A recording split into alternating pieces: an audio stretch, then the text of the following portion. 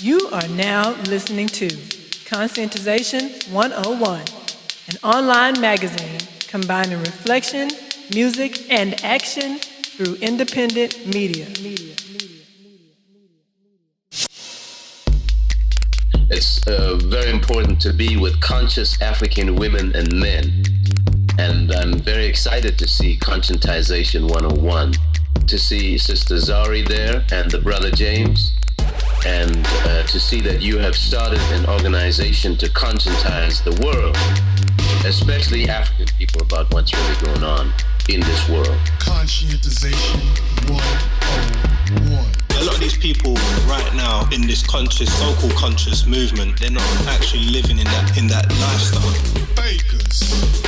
That's why, obviously yourself, we're on the same sort of frequency. That's why you're listening to the same things I'm listening to, because we're sharing that same sort of thought. We want the same sort of things, and a lot of people don't want the same sort of things. Even yourself, what you're doing now is for the people. So everything is people-based. Globally conscientizing. What's making me proud of what this kind of connection here is that, no matter what is said, no matter what is done, you leave listening to our music with a feeling. The same way we're going to leave this conversation with a feeling. And that is the most important thing for I and I, the vibe and the energy and the feeling that you leave with, because you might not remember every lyric, but you're going to remember the feeling. So that's really important, and that's what I'm getting from what you're doing.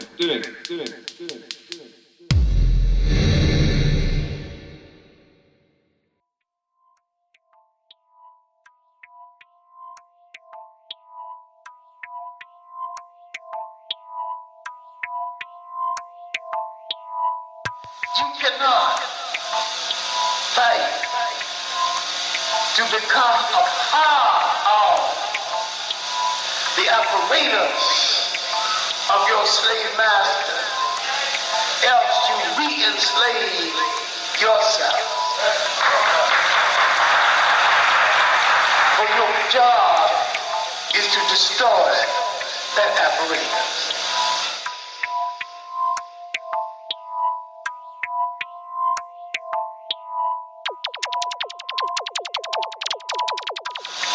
Remember, slavery is never abolished. Slavery is transformed. Now it is computerized. Only the slave can destroy slavery.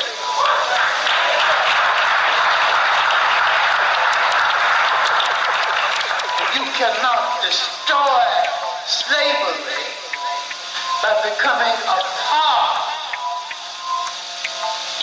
of your slave master's culture incubator.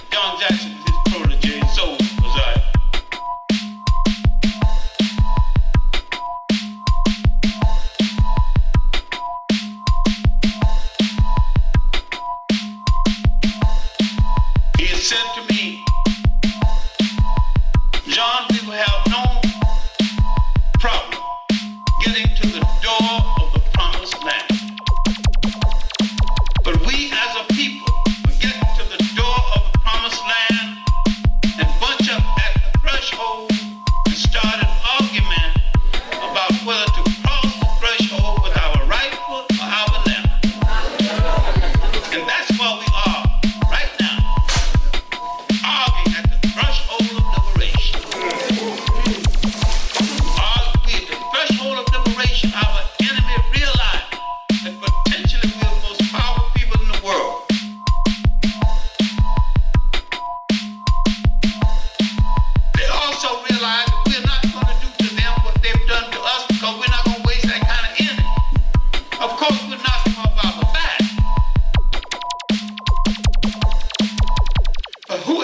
hell wants Europe?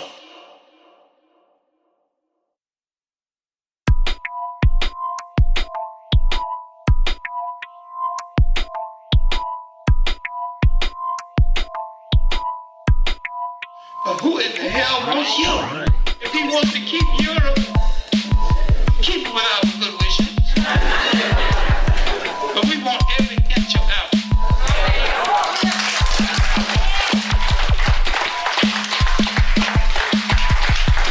That's our culture.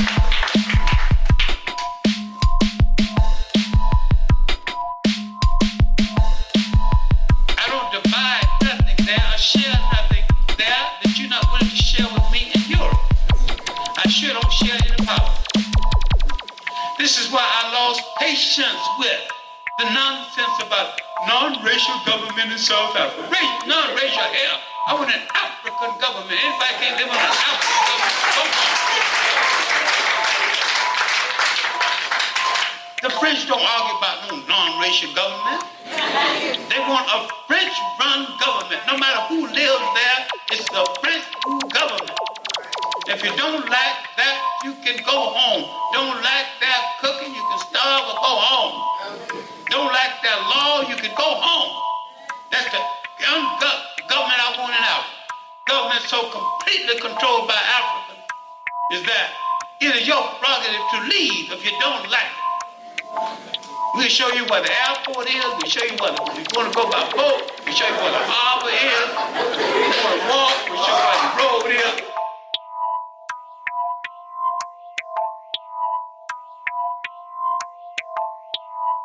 We don't share. I don't share no government. We know more now, but we don't share my wife. I ain't no fool. And yet you have Africa. We can share. Where did he get his mentality? Create a non-racial government. White people still control South Africa. White people still control all of the wealth resources in every single African country, and there is no exception.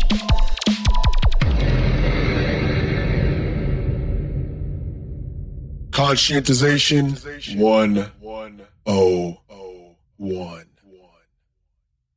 Welcome to another episode of Conscientization 101 Podcast. Welcome, everyone, to another episode of the Conscientization 101 Podcast.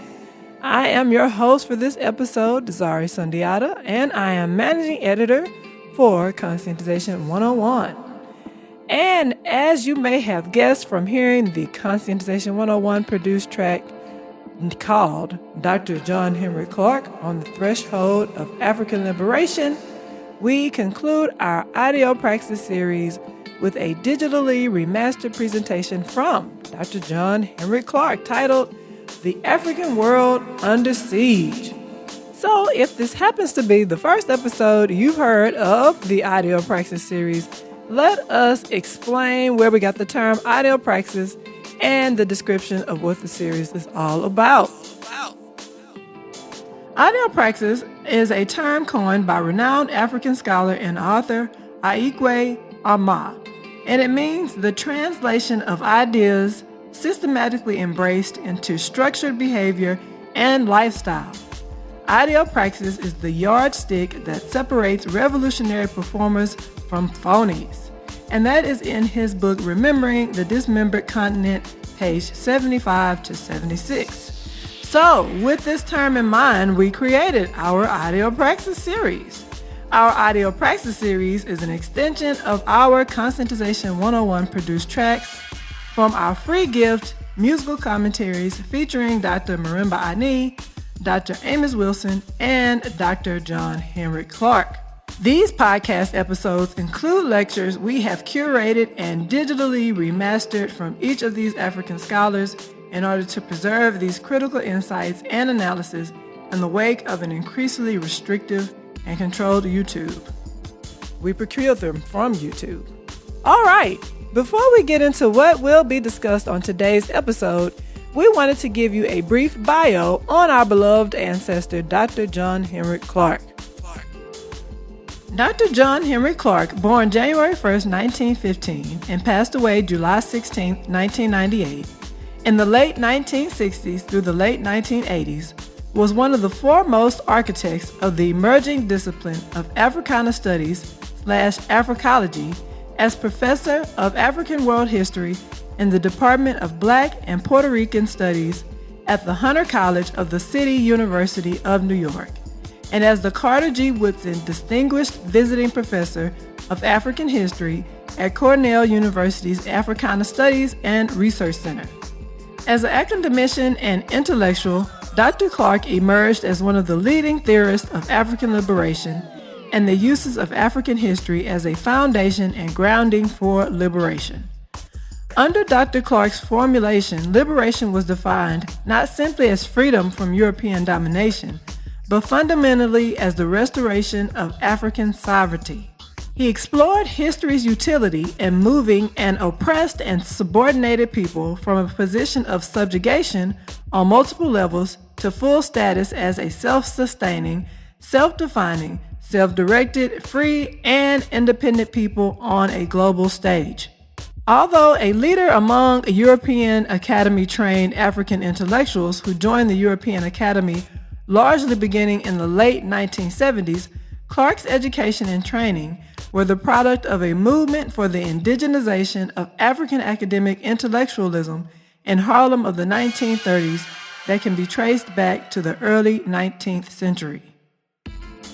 Okay, this brief bio on Dr. Clarke was paraphrased from the blurb of Ohati N. Touré's book, John Henrik Clarke and the Power of Africana History, Africalogical Quest for Decolonization and Sovereignty, which is in our Conscientization 101 library, also linked in our show notes. This presentation that we will be playing from Dr. John Henrik Clarke took place at the Slave Theater in New York circa mid-1990s. And in this presentation, Dr. Clarke discusses the following: the essence of power, the role false national consciousness, inculcated into African people, plays in the global disunity and subordination of African people. Why Pan-Capitalism, a term coined by Dr. Clarke referring to Africans embracing capitalist ethos, is antagonistic to Pan-Africanism. The sellout of Nelson Mandela and the African National Congress, the ANC. And for more on this point, see our two dialogues with Dr. Julian Cooney about his book, Is Apartheid Really Dead? Pan-Africanist Working Class Cultural Critical Perspectives, available in our store with links in our, you guessed it, show notes, and much more. And now we conclude our Ideopraxis series with Dr. John Henrik Clarke, The African World Under Siege.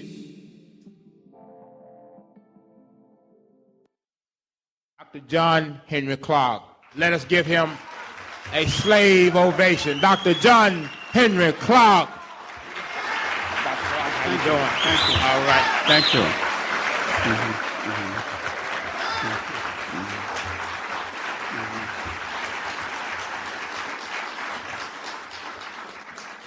Thank you very much. I'm pleased to be in another one of my intellectual homes here at the Slave Theater. Now,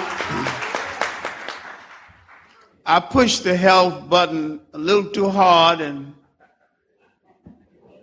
had to go to one of those places called a hospital and deal with some weirdos called doctors. Then I really wanted to be cured after they finished with me.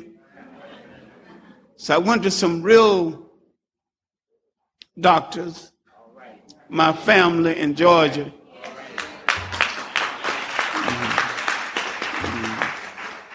And my sisters and the nieces and the nephews. And all the family pampering and catering. I'm beginning to get it back together again. And coming back to New York City, I had to realize that I wasn't going to change the world in a week. Might take a month, even a year, then I might not be the one to do it. It's difficult for ambitious people to understand that whosoever God is, it's not them.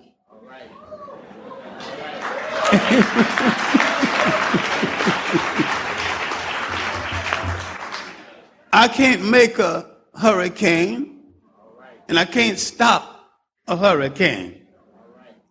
I think we as a people overdo the God business.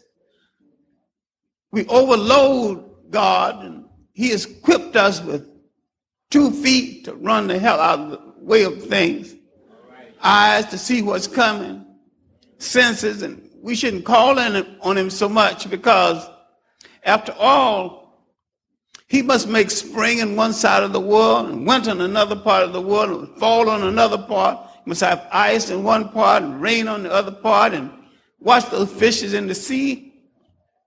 And He must watch that sparrow who don't know what limb he wants to light on or what song he wants to sing. So why can't you do something for yourself with the equipment that He's given you?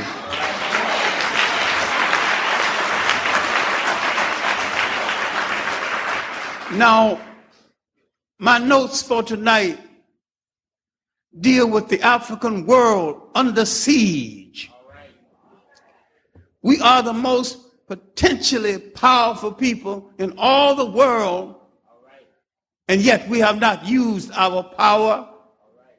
We have let people develop something called a new world order without consulting a single one of us, not knowing that the great mental wealth comes out of a continent that is ours by every law of God and man. And if we were united within Africa, if the Organization of African Unity had some unity, they could say, there will be no new world order until you consult me. You get no diamonds, you get no gold, you get no manganese, you get no cobalt. You get nothing out of this continent. And we can pull Western industry to its knees without firing a shot.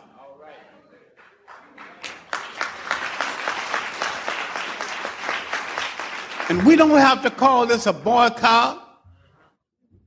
Just call it selective buying and selling. We'll be selective about who we buy from and selective about who we sell to. And when we can control commodity markets based on the essence of power, we will be respected in the arena of power. The essence of power, no matter what the government is and no matter what the time is, the essence of power is the ability to include and exclude. That's all it boils down to. Who goes here and with whose permission? No matter what kind of government you live in, you have to, you stop at this gate and give an account of yourself or you move no further. Throughout the whole world, our enemy has either been at the gate, in the house, or in the bed. Because we have not been able to control our enemy.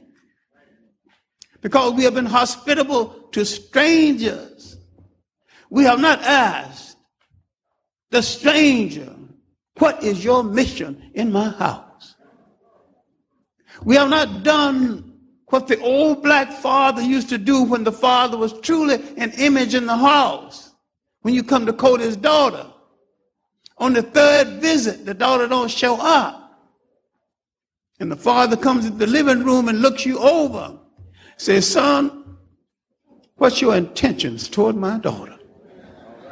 If you don't give him an answer, the daughter continues to be late and you don't come there anymore. Now, we got a whole continent, never been defended militarily. People been able to just walk in, take what they want. Why haven't we asked these strangers, what is your intention in this house? And if I'm attacked while you're in the house, whose side are you going to be on? And if I'm not satisfied with your answer, the door is over there. The one that let you in will let you out. Now, I want to take a holistic look at African people under siege, not just in Africa, but all over the world. I want to take a look at the propaganda against our mind that makes some of us think that we belong to a separate race that fell off of the moon.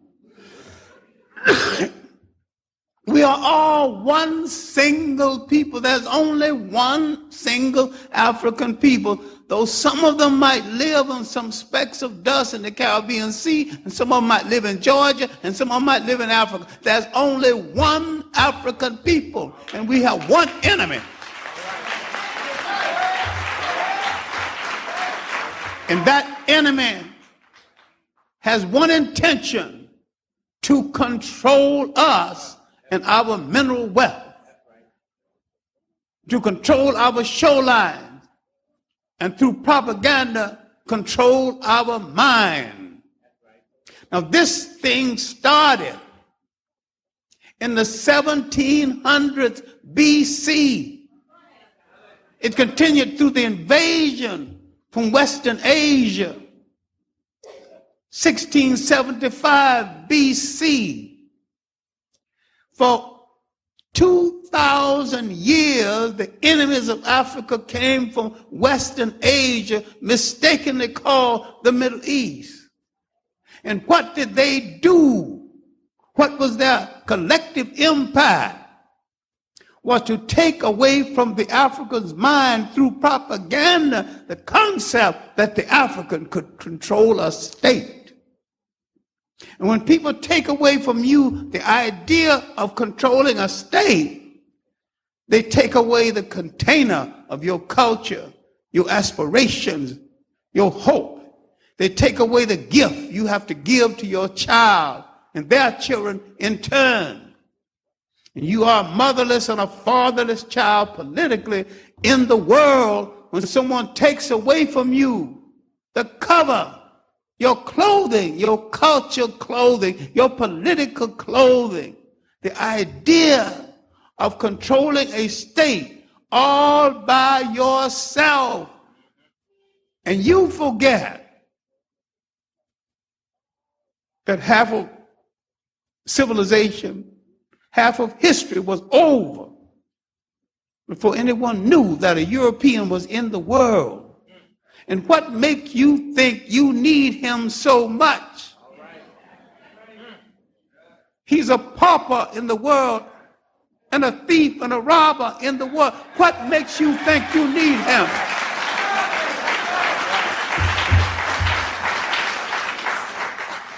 Now, to break the siege of African people, we have to stop playing games with each other.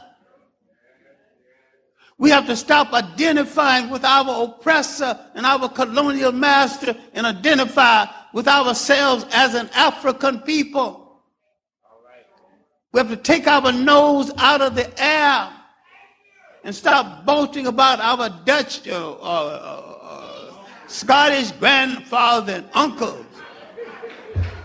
We have to stop saying we are Britishers.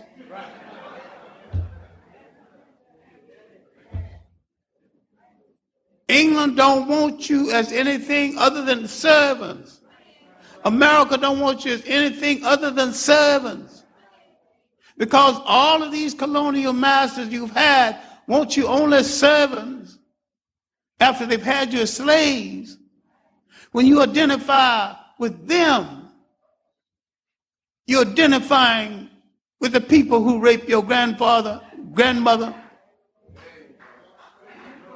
and you are demeaning your children still to be born. Today you have a fight between the Francophone African and the Anglophone African. Who is superior? They're both talking about French culture and English culture. They're both talking about an oppressor's culture. They're not arguing about African language. Now, who speaks Wolof? Who speaks Zulu? Who speaks Ashanti? Who speaks French and who speaks English? And they both got their nose in the air looking down on each other over a foreigner's language. It's not their mother tongue. Who the hell cares about either one of it?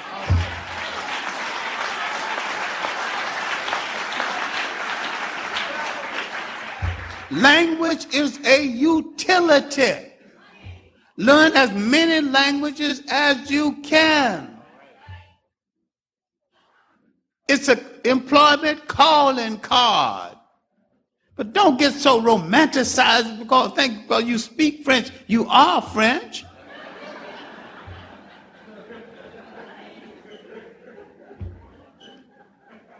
And because some Scottish man raped your grandmother, don't think that you are Scottish. You are the victim of a Scotsman. You're the victim in as much as he infused his blood into your family against your will. Now, the question is, how do we break this siege? But let's stop playing games with each other. What Reverend Sullivan is trying to do can be marginally beneficial if you handle it right. But you have to understand the difference between Pan-Capitalism and Pan-Africanism. Pan-Capitalism is American corporations dominating the wealth of Africa. Pan-Africanism is African people throughout the world controlling the wealth of Africa. In every country in Africa, without any exception, all of the wealth-producing resources are in European or white control. Recently, on a trip to Ghana, I discovered that the Ghanaians are selling the gold mines to South Africa. The Oppenheim, not selling it, has finished the sale. Their commercial bank, a system of commercial banks, carefully built by Western trained Ghanaians, going to be sold to National City. They devaluated the money while we were there. Now, if you can't make a decision about the wealth of your country, a foreigner will decide whether you pay the soldiers, whether you pay your civil servants. They devaluate your money when they get ready. And sooner or later, they're going to demand your land as collateral. And when people take your land, they take away your nation. Land is the basis of nation. This is why I have not gotten so dewy-eyed over Nelson Mandela.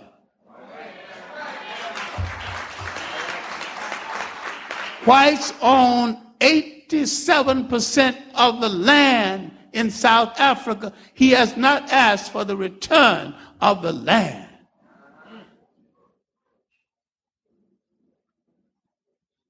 A small minority of whites.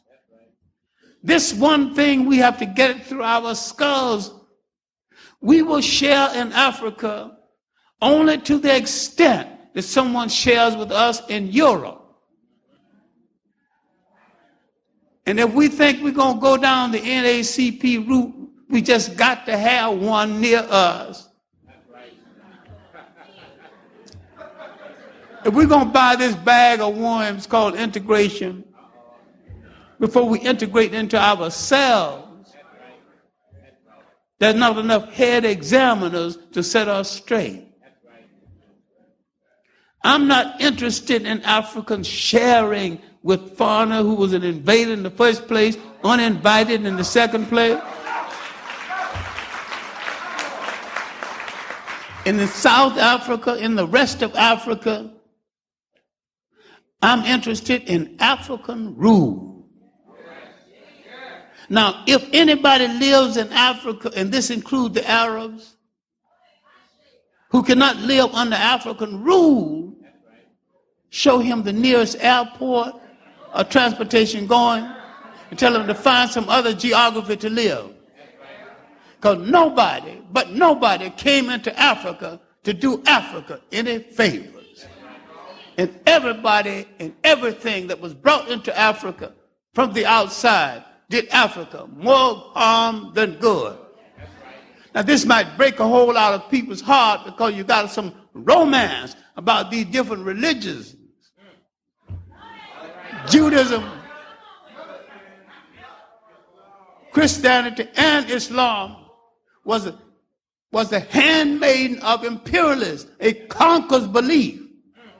What made you think you needed it inasmuch as if you read St. Augustine in his interpretation of the conference at Nicaea, he said these people are trying to give us a religion we had 3,000 years ago.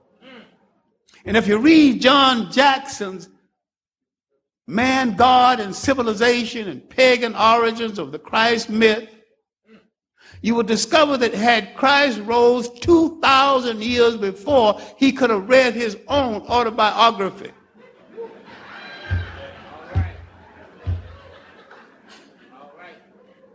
The Jews took him up and placed him inside of an already existing myth, copied from Africa. I'm not saying the Bible is not good. I'm saying it's a series of teaching tools and teaching lessons through mythology and supposition. It's an illustrated lesson, but if you think the illustration is true, then you need to examine history. Then you need to ask some questions. How is it that Noah can plant grapes one day and drink the wine the next day? It takes 3 weeks to ferment the wine to get ready. Ferment the grapes to get ready to make the wine. He got his wine the next day. What makes you think that a people have to leave Africa by the sea, pardon to let them out, when there was a 16-mile land bridge, they walked in, why can't they walk out? You need somebody needed a dramatic story to dramatize the myth of their slavery in Africa. When they were actually guests in Africa's home, Africa saved them from hunger. And when they associated themselves with the conquerors of Africa, the Africans said, now you got to go. Now they're going to dramatize it, said they were slaves in Egypt. And anytime anybody said he was slaves in Egypt, ask them what period and under what administration. The period when they were supposed to be slaves was the period when Egypt was conquered from the Western Asia. If they were slaves at all, then I doubt this. They were slaves under foreign domination, and we are not to blame. People can accuse you of having them enslaved with one breath and say the Egyptians were white in the next breath. Now come on, get your lie together.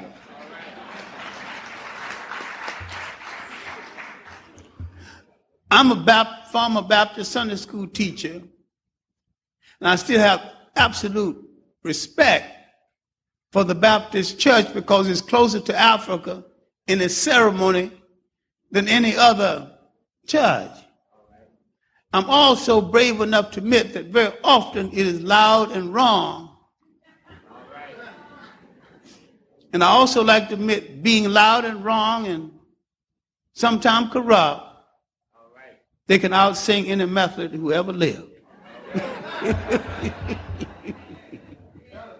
Now, back to work, because we suffer today over a lot of things we haven't looked back at. We are imitating people who are imitators. we follow a people who don't know where they are going. Look at Europe today. If we had enough armies, all we would need to conquer Europe was shoes. Europe is laying awake, open for conquest. If the Africans who invaded Spain in 711, when they marched to the door of Paris, then changed their mind and went back to elect a new caliph, the head of their faith, when they came back to Spain, they changed their mind about conquering Europe. Africa could have conquered all Europe. They had the army to do it. Why don't we kick people when they're down and take advantage of people when they're in a difficult position? We have the humanity not to do it. Why didn't someone spare us? Because they lack the humanity not to do it. Just this day, because I'm writing the text for an illustrated history of slavery, I was dealing with the motive behind slavery that we have not looked at, the contradictions that we have not looked at. And what they deprived us of was the concept of the state. Now, the Greeks put this process in motion, then the Romans, and then the Romans were so corrupt, they created a vacuum, and a camel boy began to grumble. He asked for reform. Didn't get reform, he asked for a new religion. That religion was Islam. It's a pity most of the Muslims haven't even studied. They hadn't even read the Quran too well. Because the African thought that the Arab would get the Roman off of their backs. They were right. The Arab got the Roman off his back and replaced the Roman on his back, and he's still on his back. The Arab was in the slave trade before Islam. The Arab was in the slave trade 1,000 years before the European slave trade. People will not deal with this because they will not deal with honesty. All religions, all fraternities, everything that touches your life must be an instrument of your liberation, or you must throw it into the ash can of history. We have no time for ceremony without substance. We must be led back to where we fell from, the control of the state, all by ourselves, and not the imitators of our colonial masters or our slave masters. This is our crisis all over the world. Why then is it that all of the wealth-producing resources of Africa, with no exception, is controlled by Europeans? They have convinced your mind that you cannot control the wealth of your own country. You cannot control the gold that comes from the ground in your own country. You cannot make the ships or manage the harbor in your own country. And so long as you do not believe this, you're going to turn this over to other people. And you need to study the history of the rise of modern Japan. When Perry went and kicked open the door,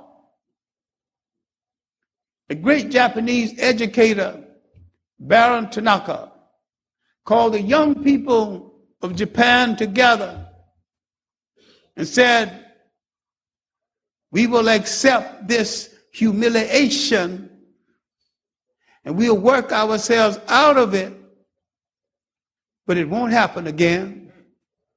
We'll send our children to all of their schools. And they did this. By 1905, they had mastered enough technique to take on Russia, kick Russia's butt, and people decided to leave them alone. And they started a concept called the yellow pill, the danger from Asia. They were making the airplanes, everything. And not a single Japanese came home with a foreign wife. Now, someone needed to instruct the Africans coming to the West that if you bring a wife home, she should look like you. These other people don't fit into our culture, don't fit into our society. And I didn't send you away to find romance. I sent you away to develop technique and to learn a procedure that will make this nation free of foreign domination. You trained in England, you come back, you're an engineer with a collar and tie on. Good engineers don't wear no collar and tie on the job after hours, because good engineers do not just tell you what to do, they show you what to do. And if you got to lay a pipeline, they demonstrate with their own hands how to do it. Once you catch on, then he'll stand aside and look at you. Many times we go abroad and we come home, African bodies, foreign minds, and sometimes a foreign woman. But the foreign woman has a program. She's a spy in your camp and a spy in your bed. She's an element of control. Now, I've met a few halfway decent interracial relationships in my life, but this is not anything that I advocate. I do not advocate Pan-Capitalism either, because I know that capitalism was based on the money and the resources they captured in the slave trade. I know the whole of the Western world, its might, was based on this, because I've studied the history of Europe after the Crusades, the history of Europe searching for something in the East, sweets and spices, something to put on that gosh darn awful European food that they could eat it. The slave trade saved the economy of Europe. And the slave trade varied, but the slave trade is still intact. And because we have not listened to our greatest messengers, we are dependent on other people.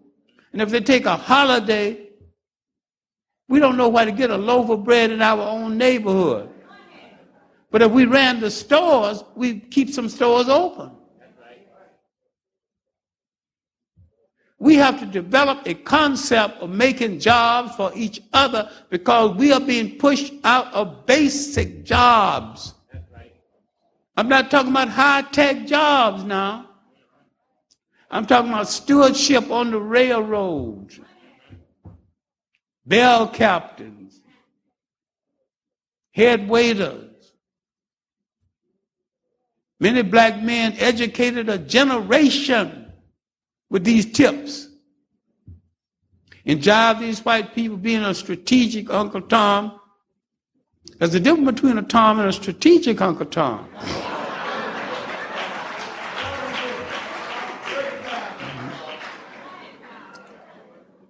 See, a regular Tom, he just Toms for the submissiveness of it.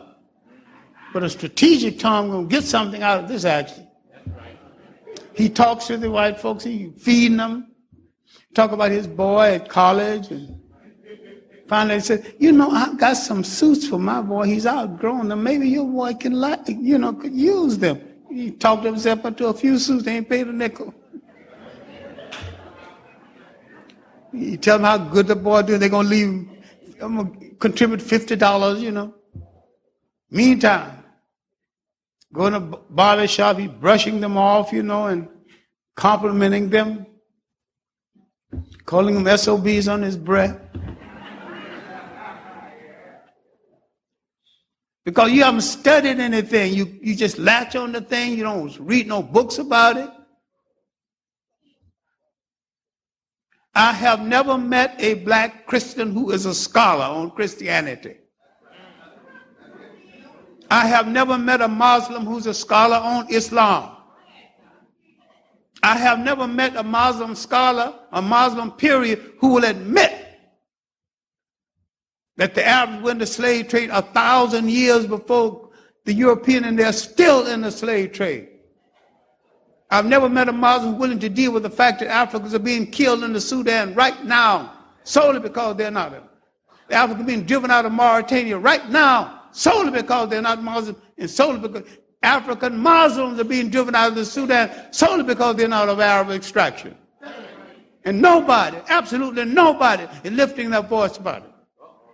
I've never met a Muslim scholar who can deal with the collapse of the Western Sudan when Africa was invaded from Morocco and those states were destroyed in inner Africa. And this destruction facilitated the spread of the slave trade inland.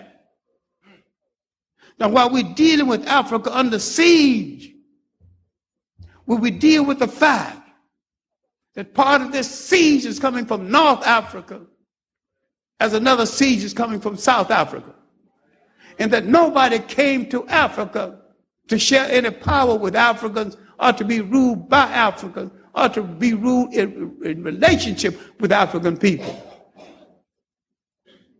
They came to take everything. They take away your belief systems. They laugh at your gods.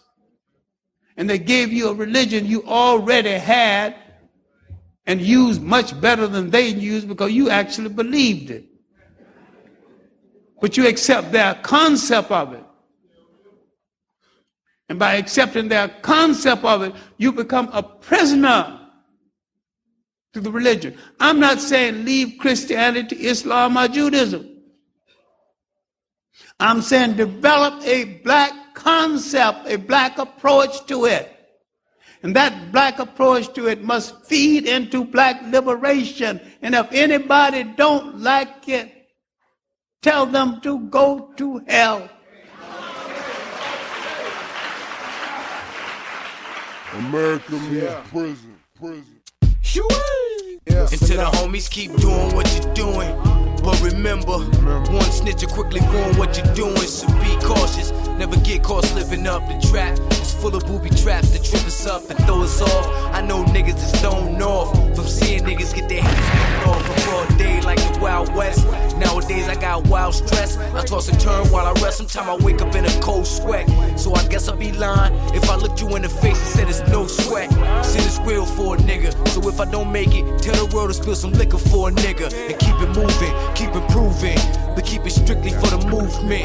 Revolution mean coming with some new shit. We gon' scheme shit until we free. We gon' plot, plan, scheme until we free. We gon' rob, we gon' steal, we gon' cheat until we free. We gon' plot, we gon' plan, we gon' scheme until we free. We gon' rob, we gon' steal, we gon' cheat until we free.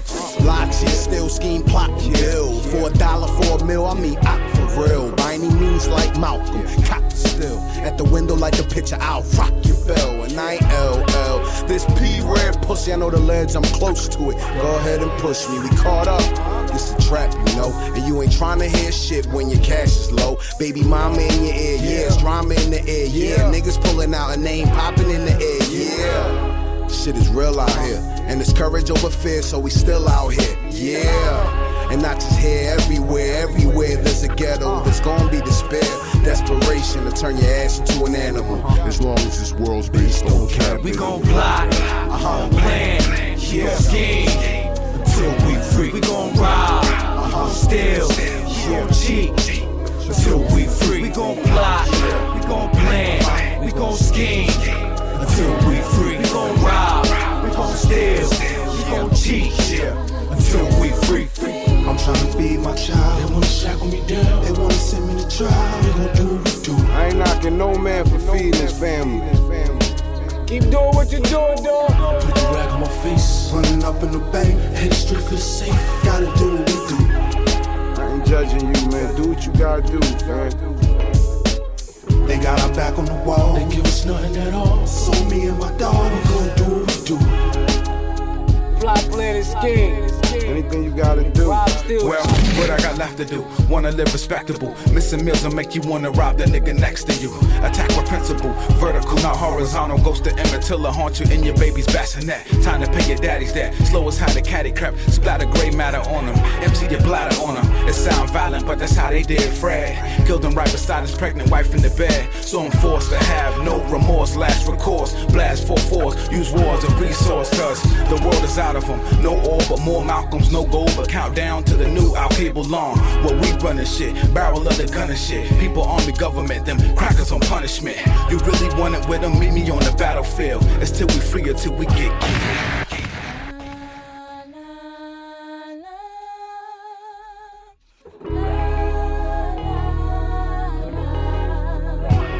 We gon' plot, plan, scheme until we free. We gon' rob, steal, cheat until we free. We gon' plot, we gon' plan, we gon' scheme until we free. We gon' rob, we gon' steal, we gon' cheat until we free.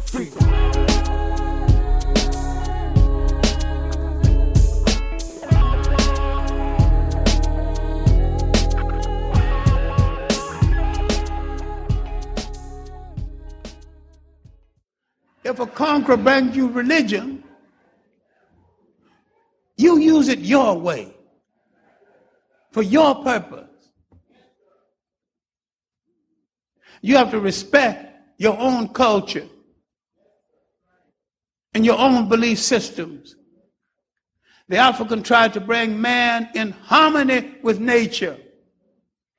And those fools out of Europe tried to defy nature. They think whoever God is one of them.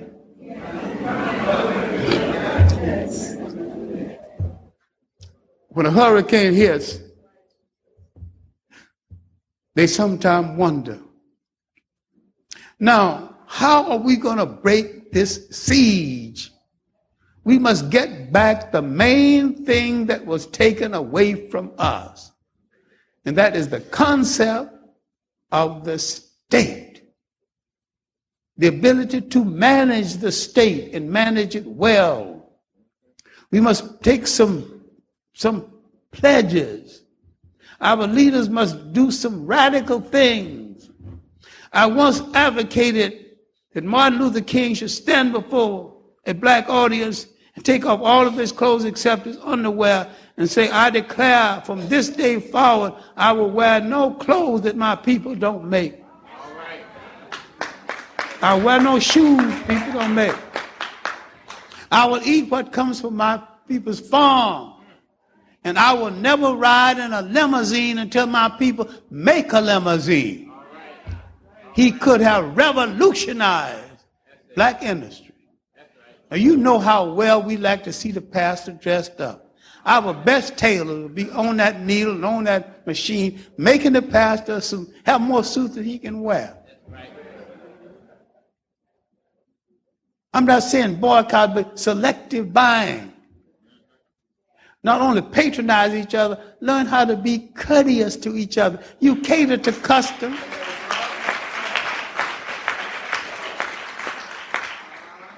If customers are catered to, then let's cater to each other. We are a mismanaged gold mine. And everybody can come into our community and make a fortune except us.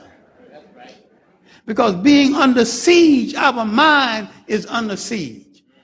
Someone else's ice is colder. It's that belief in yourself. We have suffered a tragedy over and beyond that of any other people on the face of this earth. We have suffered a brain transplant We're using someone else's brain, someone else's thinking, wearing someone else's clothes. Suppose we said we will wear the shoes we don't make. Who do you think is making the shoes for Flowshine? If black people can make shoes for Flowshine to sell, you think under good management they can't make the same better shoes for themselves to sell? So it's not a matter of not being able to do it, but doing it under your own management and having your confidence. Now you got whites in the personal care business. Dairy Africans in this country use the word African in their advertisement. They're going to copyright a word in the dictionary? We don't see the contradiction in this? We could have saved Johnson products. His black wife sold it to a white company. We don't think about loyalty to each other, loyalty to the people. Where are our young executives going to be assured of a job? Where are our children going to work? They're going to be turned out of these white firms sooner or later. They're being turned out every day. People are employing East Indians. And sometimes they employ West Indians or Caribbean people to show that they have contempt for black America. One of the reasons why this move against black Americans, sometimes by Caribbean people and sometimes by Africans, is that they know one thing about the black American. Our oppressor has drained us of illusions. You might have illusions about being a Britisher. You might have illusions about belonging to France. But this crude white man have told us something that we remember. He has said, you're not wanted here. You don't belong here. So you ain't got no damn illusions about being American, because when you fight for America, they still don't want you. Now, Colin Powell might be able to get a taxi quicker than I can, because he's a little bit on the light side. John Johnson of Johnson Publishing, he's about the same complexion and he's tall, so they can see him first. The last assessment, almost 7 years ago, he had 200 million reserved. He can buy 10 taxi fleets. Let him walk out and try to get a cab at LaGuardia Airport. His chances are no better than mine.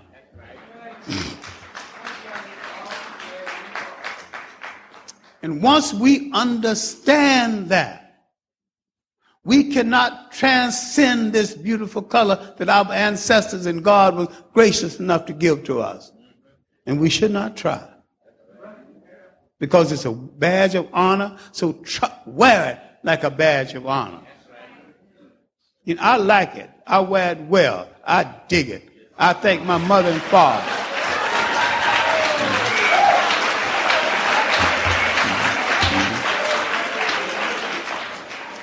Not to like it insults your mother and father.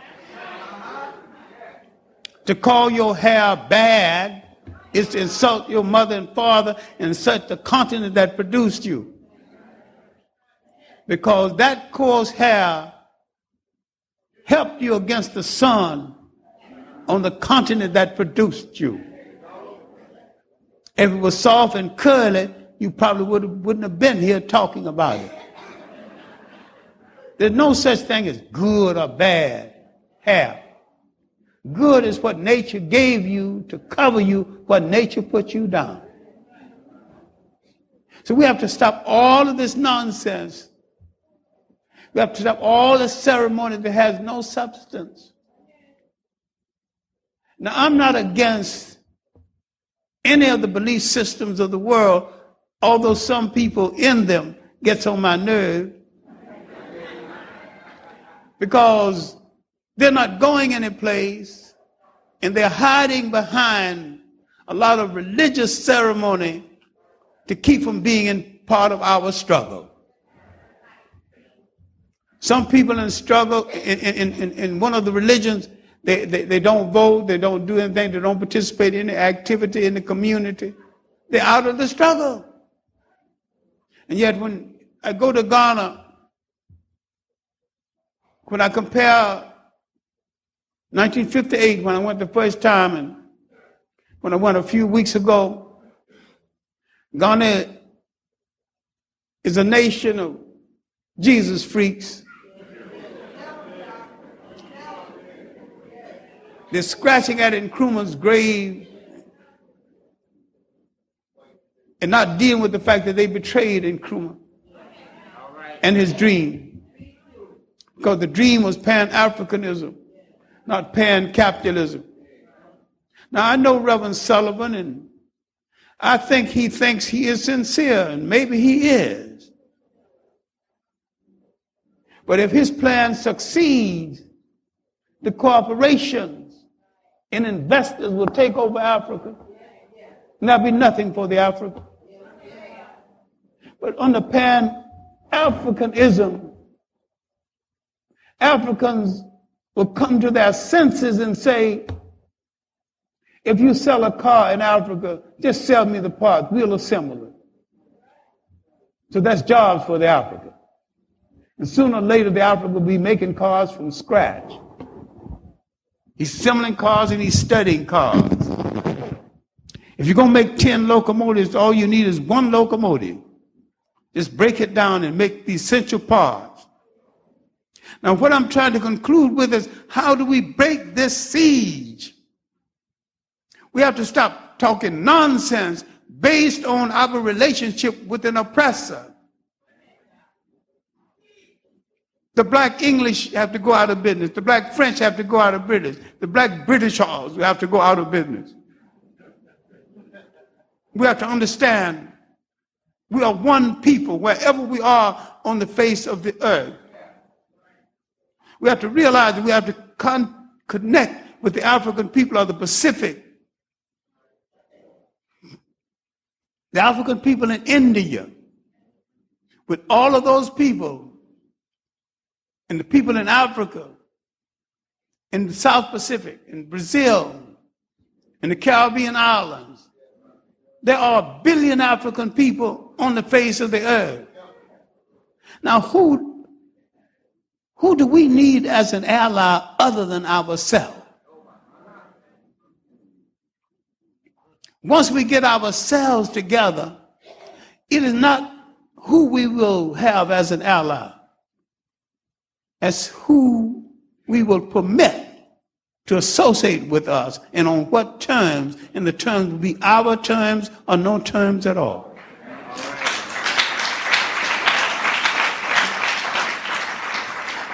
Then we would have freed our mind from dependency on slave masters and former colonial masters, and realize that everything of worth in our country must be controlled by us. All wealth producing resources must be controlled by us. And we wear no shoes that we didn't make. We wear no clothes that we didn't make. We eat no bread that didn't come from one of our farms.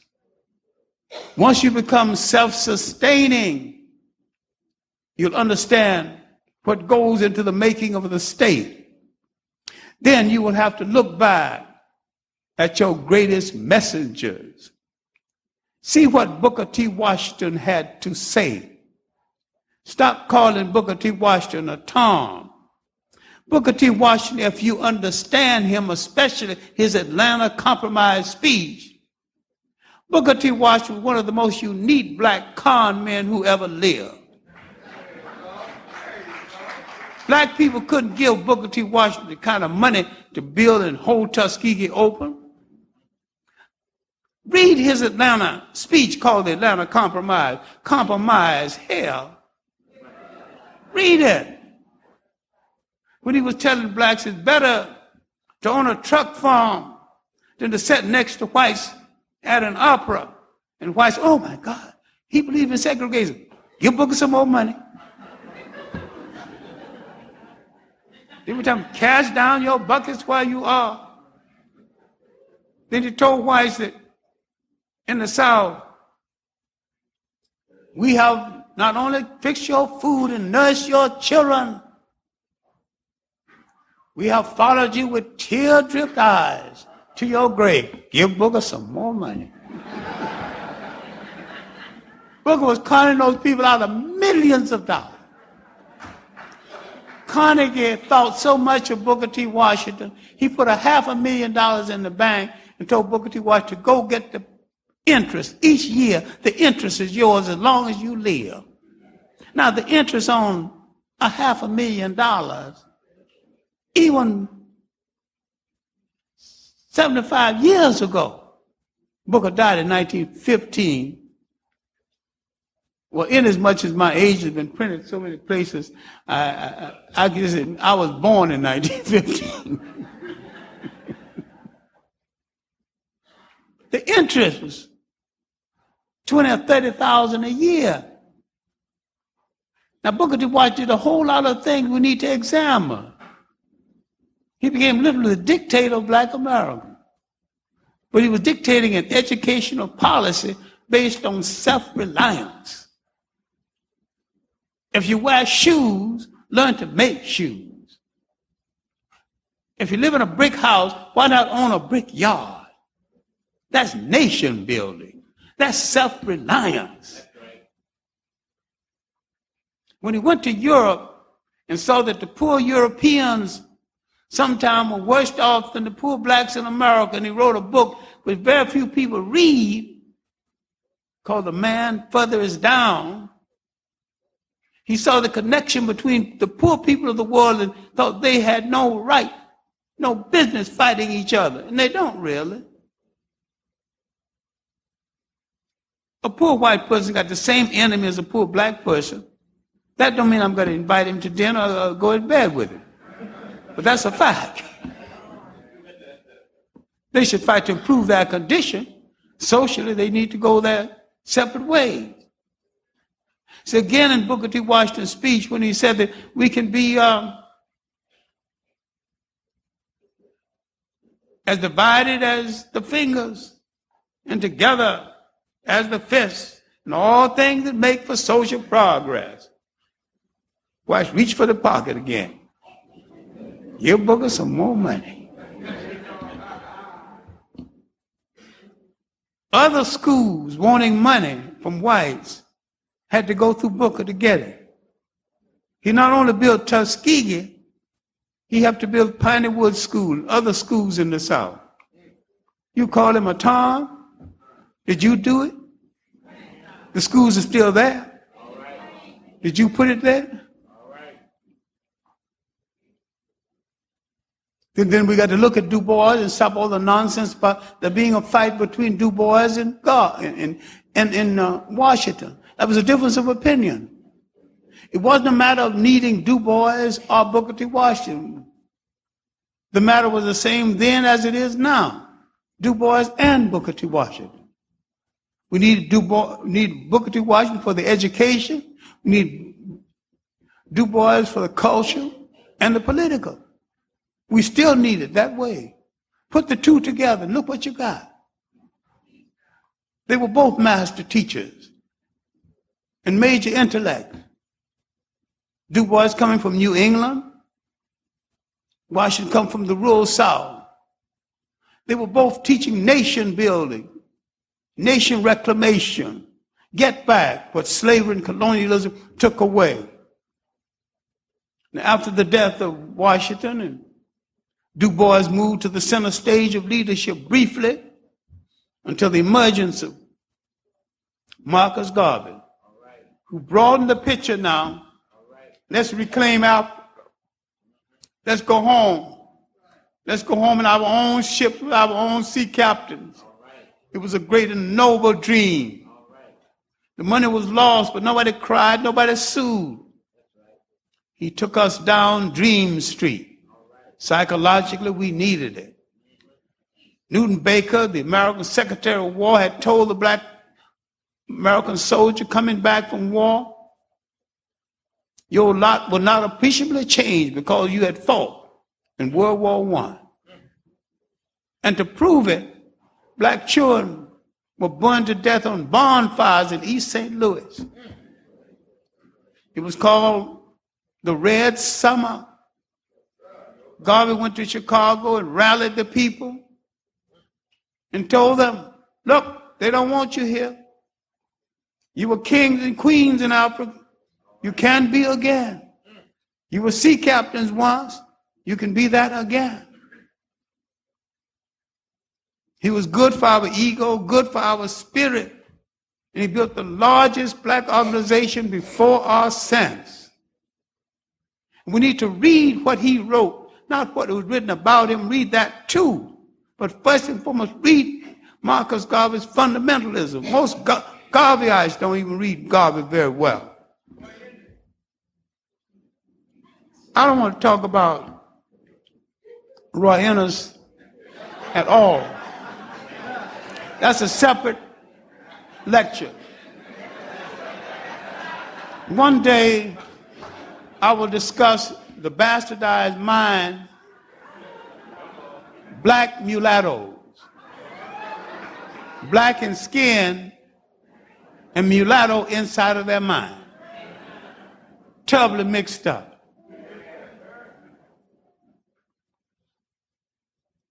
If I was a dictator, and I'm not going to say I wouldn't like to be one, at least for a little while,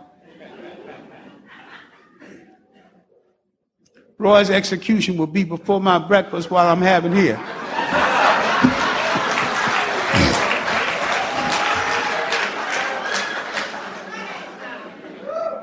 My last word on the subject is that I wish his mother and father had slept through that night and not disturbed themselves.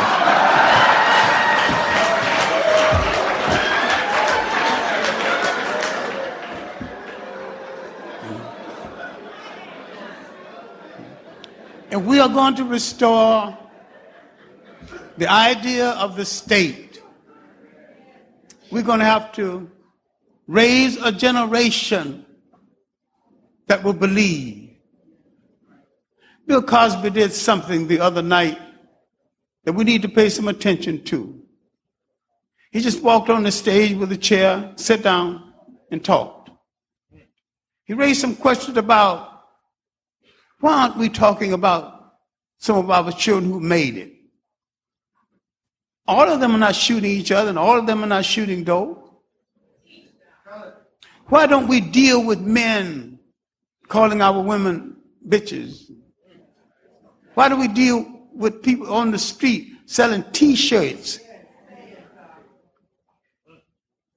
90% bitch and 10% whore. And black women wearing the shirts, demeaning themselves. When do we deal with TV shows when blacks call each other nigger and blacks laugh at it? He just raised some principal questions that we'd better deal with as a people if we're going to survive.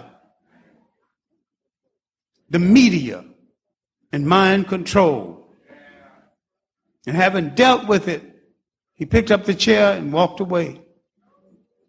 Probably one of the finest performances I've ever seen him give. There was no planning, no script, no nothing. Just sit down and talk to your people. And people don't talk to us enough. And we don't talk to our children enough. We don't have breakfast together enough. We don't ask enough questions. We don't ask about their teachers.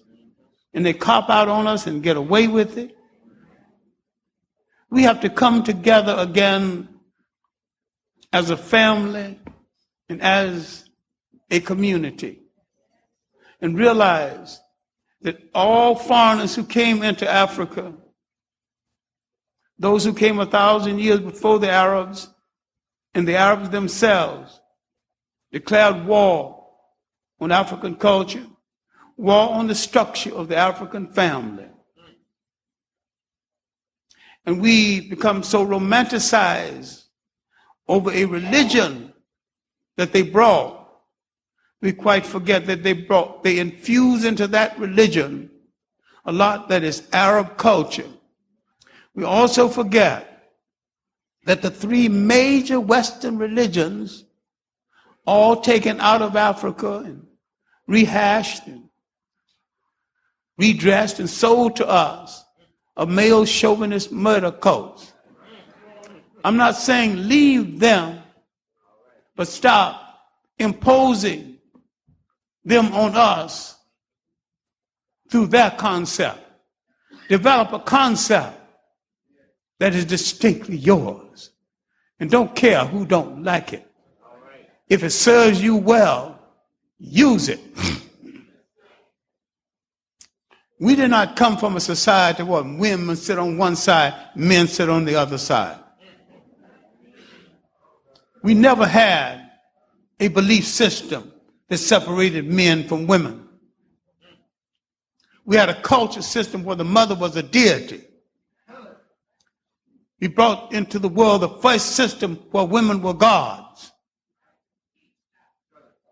The first system where women rode at the head of their armies, did not send their armies into battle, but led their armies into battle. We created the first system where women headed a state. And even now in parts of Africa, when the woman is not the king, she is the king maker. We're imitating everybody except the best of ourselves. White women's lib don't have the answer. You need a liberation movement for black women, 10 times better than the one they have. But you need not imitate them, because they are about something which you need not be about. You were never anti-man. A lot of these people are anti-man.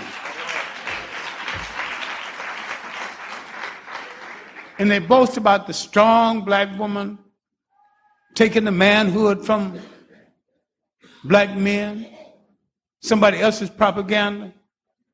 I decided to investigate this one day, and I found a strong black woman. I said, "Strong black woman, what do you want?" She said, "I want a strong black man to help me get along."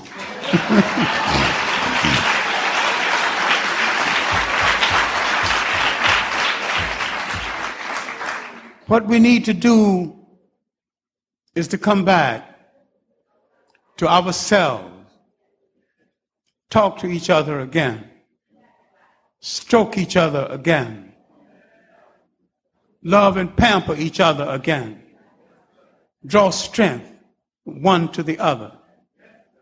We need to start visiting grandma the way we used to. We need to tell the kids, if you don't behave yourself, I ain't going to take you to grandma. They know grandma got those cookies ready, the cake ready. Sometimes she makes a special cake just for the children. They can sit down and eat that little cake before the others get theirs. Grandmama's supervision. They ain't going to miss all of this. They're going to behave themselves just to get the grandma's hugs and kisses and the cakes and ice cream. Why don't we be like we used to be? Let us start by saying good morning to each other, at least occasionally. And we get accustomed to saying it all the time. Let us draw up a plan for our own salvation and explain it with some kind of simplicity to ourselves and our children. And let us understand that faith has not spared us for an ideal purpose. We gave the world its first humanity. Faith has spared us to give the world its next humanity. And to give to our children a program of salvation and liberation so that they can in turn give to their children and wait for the still more beautiful ones waiting to be born. Thank you. Dr. John Henrik Clarke, let's give a big hand.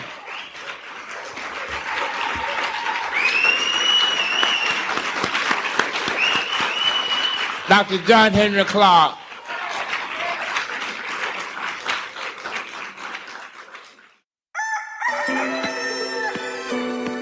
Yeah, woke up feeling like the young black Jesus. Child of the Most High, I know my dad sees us. Can't leave the streets alone, the streets needs us. Peace in the ghetto, life sweet like Reese's. For my nephews and my nieces. True say we're family, we share the same features. Real brothers keep cakes pumping through the speakers. Motivate my people like real black leaders. Spitting verses like speeches. Real life shit, pussy hoes think I'm preaching. Carrying the cross while you're listening to Yeezy. You know what? Cause I'm the young black Jesus. Got the cream, no peaches. Stack look fat like wells on beaches. Man stay deep like a well, no secret. Flowing on the beat like a skipper on a sea. Trying to cop block the black leaders. Can't leave the streets alone, the street needs us. Black nose, black lips, black features. You know what? I'm the young black Jesus. They tryna cop block the black leaders. Can't leave the streets alone, the street needs us. Black nose, black lips, black features. You know what? I'm the young black Jesus. Feeling like the young black Jesus. Forgave Judas for moving so devious. Pigs like the Romans, still trying to eat us. Racism still alive, feds still beat us. Stars in the hood, but the world don't see us. Stories in the book, but the world don't read us. Telling them the truth, but the world don't believe us. If we can't reach them, how they gonna reach us? Put it in a hook and the fans come see us. Rappers on the hype, storm in a teacup. Get a little cake, lazy ones put their feet up. Same ones asking where the hoes and the knees up. Drop me out, mate, I'm still trying to get my peas up. Even when it's up, I'm still trying to get my peas up. Graduated, but I see the lies that they teach us. When you go church, you don't see the black Jesus. They trying to cop block the black leaders. Can't leave the streets alone, the street needs us. Black nose, black lips, black features. You know what? I'm the young black Jesus. They tryna cop block the black leaders. Can't leave the streets alone, the street needs us. Black nose, black lips, black features. You know what? I'm the young black Jesus. Hey, rude boy, what one for your idol? Take your Gucci specs off, please. You're going on like you can't see us.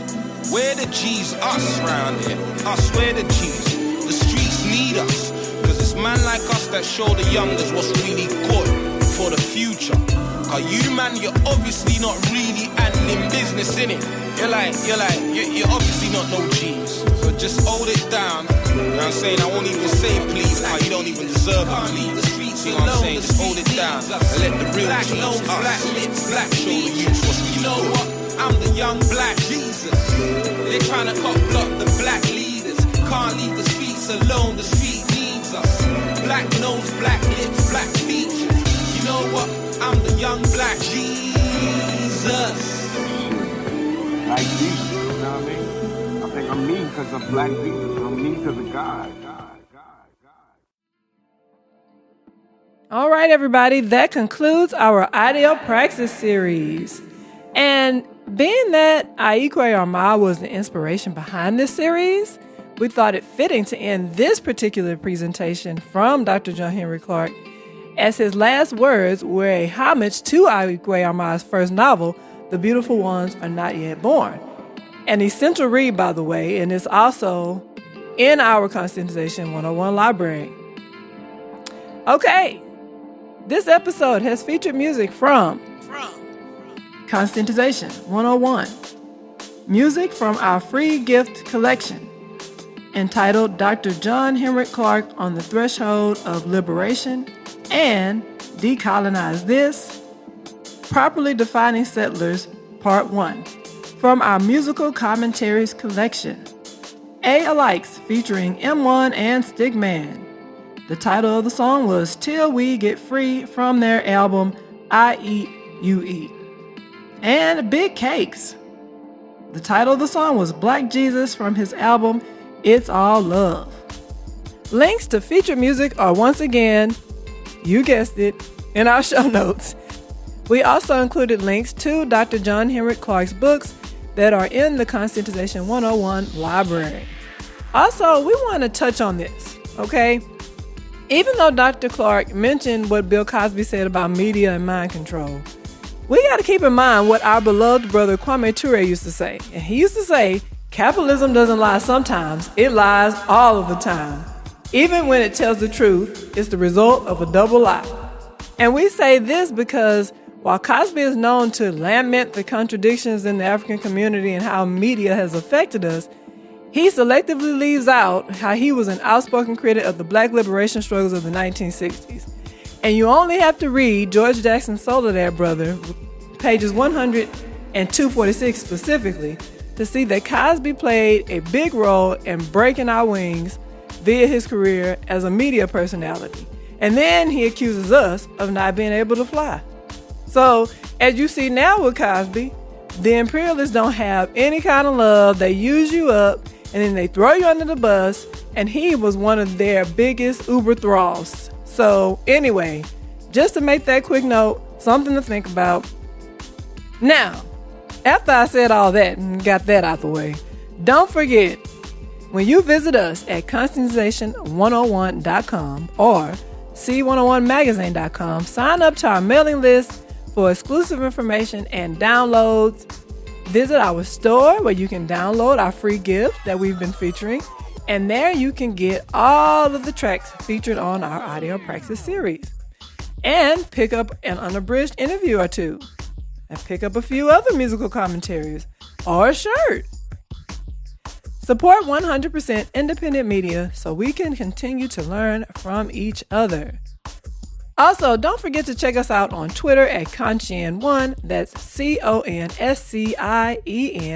and the number 1, on Facebook at Conscientization 101, and Instagram at C101 Editors. Also, before we get out of here, we wanted to let you know that for the past 6 months, we have been developing a series that we will be producing on a regular basis, in addition to our interviews, that will be dropping really soon. And we will be giving details soon, and the first to know will be subscribers on that mailing list. So go on the site and subscribe today. Thanks for listening. We'll see you soon. Peace.